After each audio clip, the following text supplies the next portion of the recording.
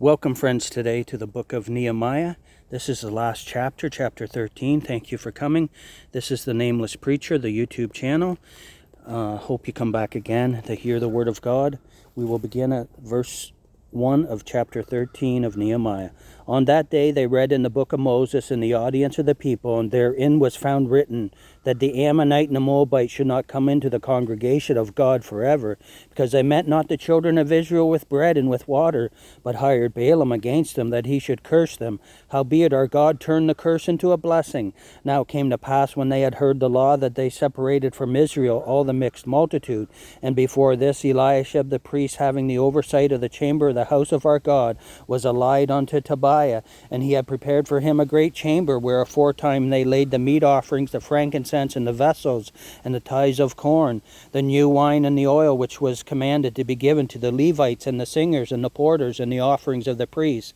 But in all this time was not I at Jerusalem, for in the 32nd year of Artaxerxes, king of Babylon, came I unto the king, and after certain days obtained I leave of the king. And I came to Jerusalem, and understood of the evil that Eliashib did for Tobiah, in preparing him a chamber in the courts of the house of God. And it grieved me sore, therefore I cast forth all the household stuff of Tobiah out of the chamber. Then I commanded, and they cleansed the chambers, and thither brought I again the vessels of the house of God, with the meat offering and the frankincense. And I perceived that the portions of the Levites had not been given them, for the Levites and the singers that did the work were fled every one to his field. Then contended I with the rulers, and said, Why is the house of God forsaken? And I gathered them together, and set them in their place.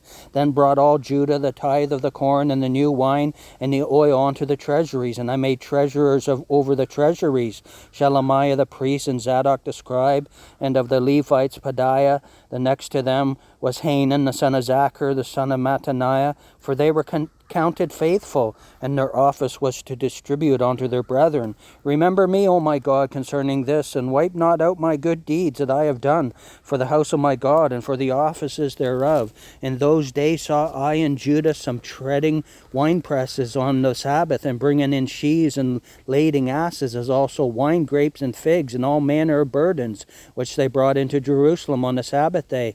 And I testified against them in the day wherein they sold victuals.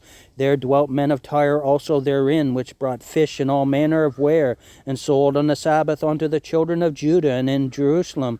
Then I contended with the nobles of Judah, and said unto them, What evil thing is this that ye do, and profane the Sabbath day? Did not your fathers thus, and did not our God bring all this evil upon us and upon this city? Yet ye bring more wrath upon Israel by profaning the Sabbath. And it came to pass, that when the gates of Jerusalem began to be dark before the Sabbath, I commanded that the gates should be shut, and charged that they should not be opened till after the Sabbath. And some of my servants set I at the gates, and that there should no burden be brought in on the Sabbath day. So the merchants and sellers of all kind of ware lodged without Jerusalem once or twice.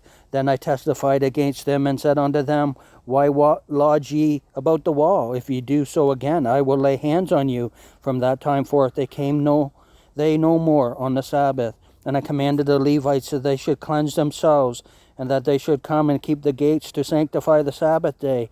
Remember me, O God, concerning this also, and spare me according to the greatness of thy mercy. In those days also saw I Jews that had married wives of Ashdod, of Ammon, and of Moab. And their children spake half in the speech of Ashdod, and could not speak in the Jews' language, but according to the language of each people.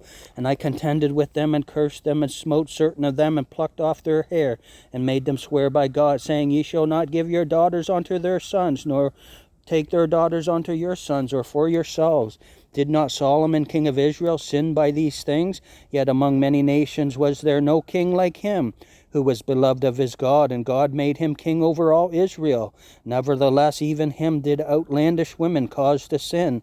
Shall we then hearken unto you to do this great evil, to transgress against our God in marrying strange wives? And one of the sons of Joiada, the son of Eliashib, the high priest, was son-in-law to Sanballat the Horonite. Therefore I chased him from me, Remember them, O my God, because they have defiled the priesthood and the covenant of the priesthood and of the Levites. Thus cleansed I them from all strangers, and appointed the wards of the priests and the Levites, every one in his business, and for the wood offering at times appointed, and for the first fruits. Remember me, O my God, for good. Friends, thank you for coming. That was the 13th chapter of the book of Nehemiah. Our next book will be the book of Esther. Please come along for it. We're just here in the forest on a trail. I hope you enjoyed it. We're just looking across a little valley. We're on the top of one, and over a little valley is another forest. I'll just give you a look around. Try not to get you into the sun. We're looking downhill now.